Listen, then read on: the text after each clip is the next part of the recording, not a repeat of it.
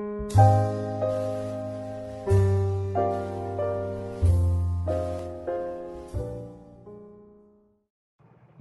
Now that we've learned how to draw the rectangular and square, let's move on to the next selection, which would be the circle. And that will be under the rectangular marquee. By pressing M again, you will see the circle come up, and it's an ellipse. So when you click and drag, you see how the ellipse is happening? And you can move it around to any type of shape you want, it doesn't matter. Remember, you can press the space bar to move your selection around, which is great because it allows you to let go of the space bar and resize your selection to where we have the selection of the cup. Okay, so let's press Control D to deselect. Now let's try it again, and this time when you click and drag, now press the space, the shift key, and then now press the space bar to drag in a position, let go of the space bar, and now you have a perfect circle. Okay, as you can see here, now we're going to go to Select, Deselect. Drawing a circle can be kind of tricky because you don't know where you should start. Should I start here and drag out? I don't know. Or maybe do I start here and drag out? Well, sometimes what people do is they start click and drag, and they press the Alt key to draw from the center. And I can press the space bar to move it into position. Okay. Sometimes that's easier for people. That's up to you.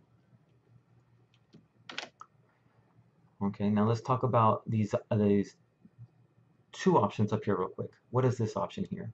This is called the intersect with selection. So first let's draw a new selection. So I'm going to draw this outer circle real quick here. I'm going to press the shift key to constrain it. Press the space bar to move it into place. Okay, great. Now I have a selection, which means it's going to select anything in here. If I use, I'm going to get rid of this feather, put 0. Sorry about that. Now I'm going to choose this last button over here. It's called intersect with selection. Intersect. So now I'm going to draw a circle here. It doesn't have to be perfect. And I'm just going to draw a quick circle. When I let go, watch what happens. All you see is just this. Because the intersection of this circle, everything in here, with the intersection of this circle, remains only this circle. Okay, that's what the intersection thing is. Okay, just so you understand that. Press Control D. Now let me talk about this option real quick. What does anti-alias mean? Well, as it says, smooth edge transition. Okay, so let's make a selection first. So I'm just going to make a quick selection. Okay, and then I'm going to press Control J. Control J will take the selection and copy it to a new layer. I'm going to turn off the visibility of the background. I'm going to press the Z, but I'm not going to let go of the Z. So it just has this. When you press Z, you temporarily use the zoom tool.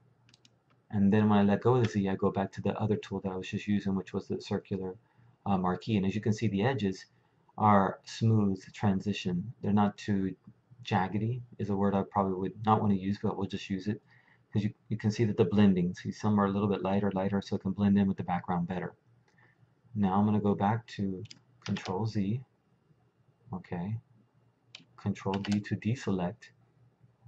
I'm going to go to the zoom tool, say fit in screen. I'm going to go back to the marquee by pressing M. I'm going to turn off anti-alias, and now watch what happens. So I'm going to press the shift key so I can constrain it to a perfect circle again. Move it into position. There we go. Press Control J to copy it to a new layer. Turn off the background. Press Z to temporarily have the zoom tool so I can zoom in. Look at the edge. Look at the difference. You see how it's not blended or smooth and it has these kind of jagged look? This is why you always want anti-alias.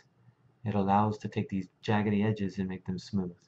In the next tutorial, we're going to talk about the polygon tool and the lasso tool.